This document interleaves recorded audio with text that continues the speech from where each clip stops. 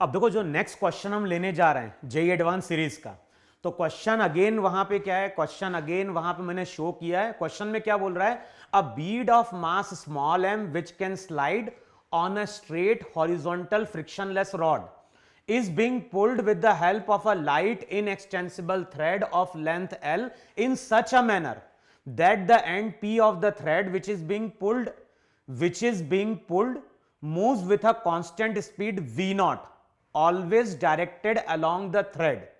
Find an expression for the tensile force T in the thread at the instant when the thread makes an angle theta with the horizontal.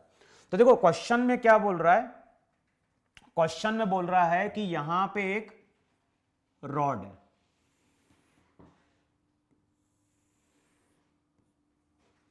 इस rod से क्या पास कर रही है, तो इस rod से यहां पे पास कर रही है एक बीड। जो भी बीड है इस बीड को हम खींच रहे हैं विथ ए स्ट्रिंग। तो जो भी बीड है, बीड का मास वहां पे क्या दिया हुआ है, बीड का मास दिया हुआ है m।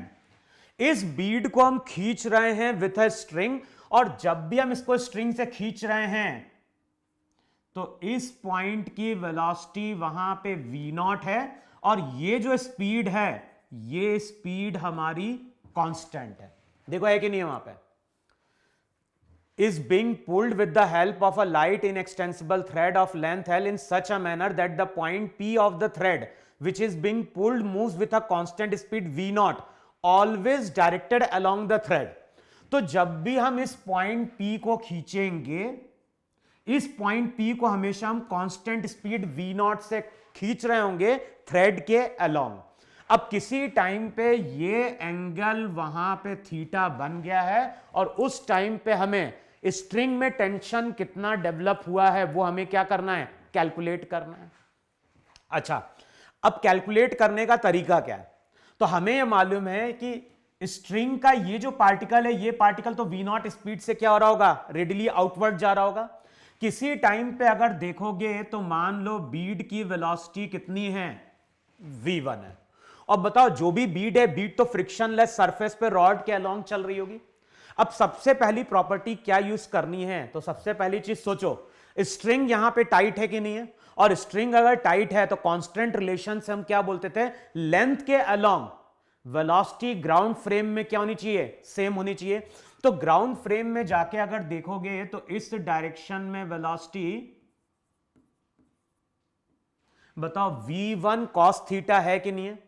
तो पहली जो प्रॉपर्टी निकल के आ रही है, पहली प्रॉपर्टी निकल के आ रही है कि v1 cos थीटा किसके बराबर है, वो v नॉट के बराबर है। देखो है कि नहीं है। अच्छा, वेलोसिटी का एक कंपोनेंट अगर v cos थीटा स्ट्रिंग के अलोंग होगा तो दूसरा कंपोनेंट परपेंडिकुलर होगा, और वो perpendicular component v1 sin theta होगा कि नहीं होगा वहां पे। अच्छा, नेक्स्ट इक्वेशन हम क्या यूज करें, नेक्स्ट इक्वेशन तुम देखो, ग्राउंड फ्रेम पे जाके तुम केवल बीड को देखो। बताओ ग्राउंड फ्रेम पे जाके अगर तुम बीड को देखोगे तो बीड पे इस डायरेक्शन में टेंशन T है, तो यहां पे T का कंपोनेंट T cos थीटा, दूसरा कंपोनेंट यहां पे हो जाएगा T sin थीटा। साथ में यहां पे क्या आएगा, यहां पे आएगा उसका वेट, और इस डायरेक्शन में वहां पे आ जाएगी नॉर्मल। अच्छा, ग्राउंड फ्रेम पे जाके देखोगे तो ये बीड वाई एक्सिस के अलोंग तो मूव कर नहीं रही है, और ये अगर वाई एक्सिस के अलोंग मूव नहीं कर रही है तो नेक्स्ट इक्वेशन क्या होगी, नेक्स्ट इक्वेशन होगी कि n, बताओ किसको बैलेंस कर रहा होगा, तो n बैलेंस कर रहा होगा mg plus T sine theta को। ये हो गई इक्वेशन 2। अब ध्यान रखना यहां पे अननोन कितने बन गए, n अननोन है, t अननोन है, v1 भी अननोन है। इसका मतलब है कि इस क्वेश्चन को अगर सॉल्व करना है तो हमें एक और इक्वेशन चाहिए।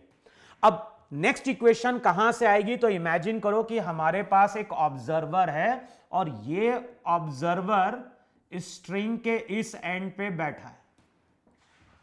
अब बताओ ये जो पॉइंट है, ये पॉइंट कांस्टेंट स्पीड से चल रहा है, इसका मतलब है कि ये जो ऑब्जर्वर है, ये ऑब्जर्वर इनर्शियल फ्रेम पे बैठा है कि नहीं बैठा है वहां पे।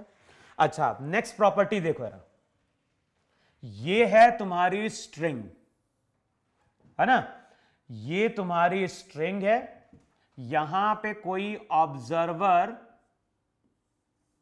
बैठा है। अच्छा, इसको इस डायरेक्शन में वेलोसिटी का कंपोनेंट कितना दिखाई दे रहा है, इसको दिखाई दे रहा है v1 cos theta, v1 cos theta v0 के इक्वल है।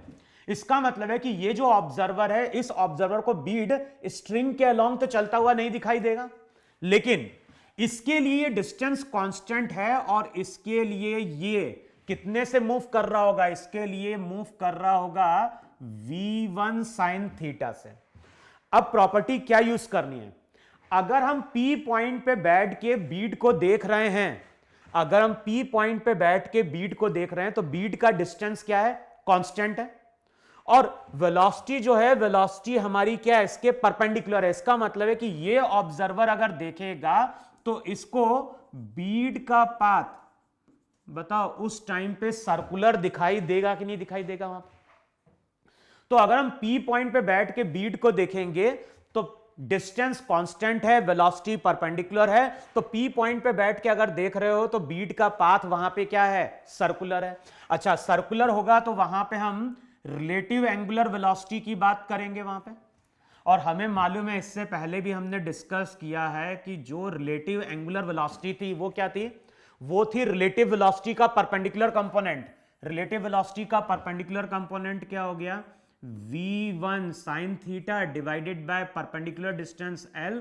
तो बताओ उस टाइम पे ये हमारी रिलेटिव एंगुलर वेलोसिटी है कि नहीं है वहां पर।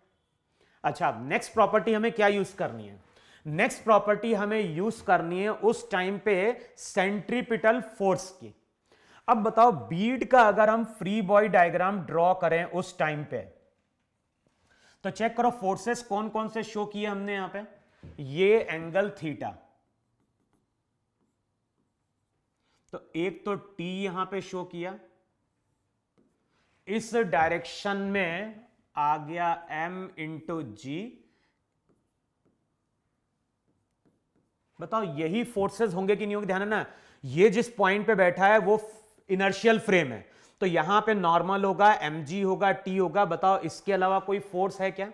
अब बताओ ये एंगल अगर थीटा है तो चेक करो ये एंगल भी थीटा है कि नहीं है, ये एंगल थीटा है तो ये 90 माइनस थीटा है, तो n का इस डायरेक्शन में कंपोनेंट चेक करो n साइन थीटा है कि नहीं है, ये थीटा, ये 90 माइनस थीटा, तो इस डायरेक्शन में कंपोनेंट mg साइन थीटा। अब बताओ नेट फोर्स कितना है, net force toward the center उस टाइम पे अगर देखोगे तो वो लिखा जाएगा T plus mg sine theta minus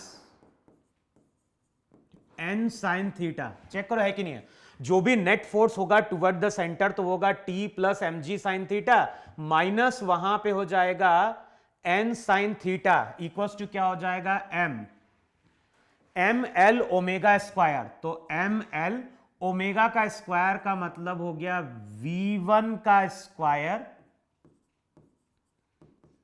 sine square theta upon क्या हो गया, एल स्क्वायर। देखो है कि नहीं है वहां पे, देखो चेक करो इतना बन रहा है कि नहीं बन रहा वहां पे। अब हमें कैलकुलेट क्या करना है, हमें तो कैलकुलेट करना है टी, तो अगले स्टेप में क्या हो गया, T plus M G sine theta minus N की जगह क्या पुट करोगे, एन की जगह पुट करोगे M G plus T sine theta. इसको थोड़ा यहां से लिखते हैं, एक्चुअली यहां पे था m इंटू जी। अब इक्वेशन को लिखो, तो इक्वेशन को लिखने जाओगे तो इक्वेशन को लिखोगे t plus M G sine theta minus n, n की जगह क्या पुट करोगे, n की जगह पुट करोगे M G plus T sine theta into sine theta. तो n की जगह पुट करो mg plus T sine theta into sine theta, m by l sine square theta. v1 की जगह क्या पुट करोगे? v1 की जगह पुट करोगे v0 square upon cos square theta. देखो चेक करो इक्वेशन सही लिखी है कि नहीं लिखी है। अब अगले स्टेप में इसको सिंप्लीफाई करोगे तो t plus M G sine theta minus M G sine theta minus T sine square theta. यहां पे क्या हो जाएगा? यहां पे हो जाएगा M V not square by L sine square theta upon cos square theta. M G sine theta cancel out होगा, टी कॉमन लो, टी कॉमन लोगे तो रिजल्ट आ जाएगा 1 माइनस साइन स्क्वायर थीटा किसके बराबर? M V not square by L sine square theta upon cos square theta. 1 minus sine square theta क्या देता है? 1 minus sine square theta cos square theta देता है। तो फाइनली चेक करो आंसर क्या आएगा। t की वैल्यू हो जाएगी M V not square by L sine square theta upon cos square theta into cos square theta, तो ये हो जाएगा cos to the power 4 theta. तो यही किसी इंस्टेंट पे स्ट्रिंग में क्या होगा? टेंशन होगा। तो यहां पे एक तो हमने स्ट्रिंग कांस्टेंट का रिलेशन यूज किया, दूसरा एक पॉइंट पे बैठ के अगर हम बीट को देखेंगे तो उसका पाथ सर्कुलर होगा, तो वहां पे हमने सर्कुलर पाथ की इक्वेशन यूज कर ली। और तीसरा हमने क्या देखा? ग्राउंड फ्रेम में देखेंगे तो बीट वाई एक्सिस के अलोंग मूव नहीं कर रही है, तो वाई एक्सिस के अलोंग हमने फोर्स को क्या कर दिया? बैलेंस कर दिया। ठीक है, तो क्वेश्चन को एक बार तुम लोग फिर से सॉल्व करके देखना और कॉन्सेप्ट को समझने की कोशिश करना। तो नोट डाउन करो इसको अब यहां पे।